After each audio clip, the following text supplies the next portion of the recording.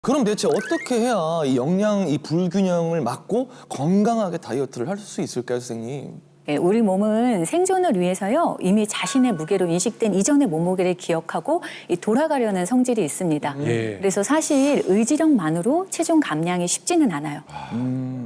그래서 자신에게 맞는 행동 지침을 정해 꾸준히 실천하는 게 바람직합니다. 예. 예를 들어요, 시럽이 들어간 커피는요, 아메리카노로 바꾸고 네. 이 저녁은 절대 안 먹을 거야 이렇게 하기보다는 본인이 배가 고파오는 시간을 파악했다가 그 전에 따뜻한 물 한두 잔을 이렇게 마시면 이 사소한 것부터 지켜나가면 결국 다이어트에 성공할 수가 있습니다. 내 의지력이 부족해서라는 생각은 체중 감량에 실패할 때 자존감까지 더 낮게 만들어 오히려 요요 현상의 악순환에 빠지게 될 확률이 높지만 이 실천할 수 있는 행동 전략을 세우고 지켜나가면 그 과정에서 얻어지는 작은 성공이 심리적으로도 체중 감량을 이어가는 데 큰 도움이 됩니다.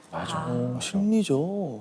실천할 수 있는 사소한 것을 전략으로 세우라는 말씀이신 것 같아요. 그러니까 그럼 어떤 부분부터 저희가 가장 먼저 신경을 써야 할까요? 궁금합니다.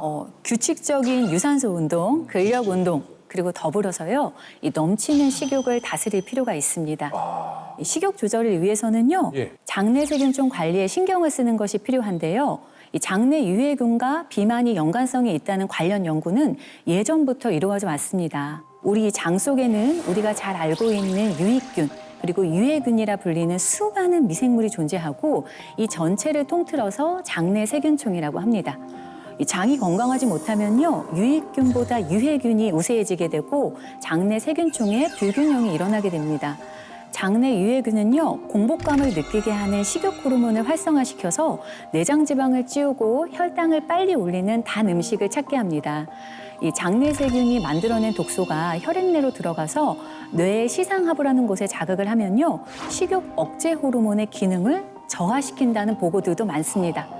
따라서 장을 건강하게 만들어 장내 세균총의 불균형을 바로 잡는 것이 필요합니다. 장내 세균총의 불균형을 바로잡아야 한다. 그렇다면은 장내 세균총을 건강하게 만들 수 있는 방법 뭐가 있을까요? 제가 쉬운 걸로 말씀드릴게요. 네. 너무 피곤하실 때 있죠? 네. 너무 피곤하시면요, 20분 정도 낮잠을 주무세요. 즉, 이 수면 부족을 회복하라는 얘기인데요. 수면이 부족하면 장내 환경도 악화되기 때문입니다.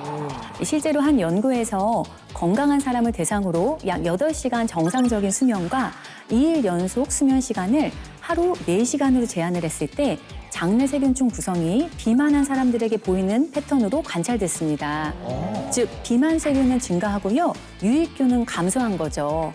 극심한 수면 부족은요, 응급처치가 필요합니다. 너무 피곤할 때 잠깐 자는 30분 이내의 낮잠, 우리가 일명 쪽잠이라고 하죠. 피로를 회복할 수 있고요. 단 낮잠은 30분 이내로 주무셔야 돼요. 그리고 오후 2시 이전에 주무시는 게 좋습니다. 밤 수면과 최소 6시간을 떨어뜨려야 야간 수면의 질이 방해받지가 않거든요. 그리고 1시간 이상의 긴 낮잠은요, 오히려 야간 수면을 방해할 수 있기 때문에 30분 이내의 짧은 낮잠을 추천드립니다. 쪽잠. 쪽잠이 좋은 거예요. 이게 수면이 부족하면 장 건강이 나빠질 수 있다니까 저도 좀 쪽잠을 활용을 해봐야겠어요. 그러니까요. 네.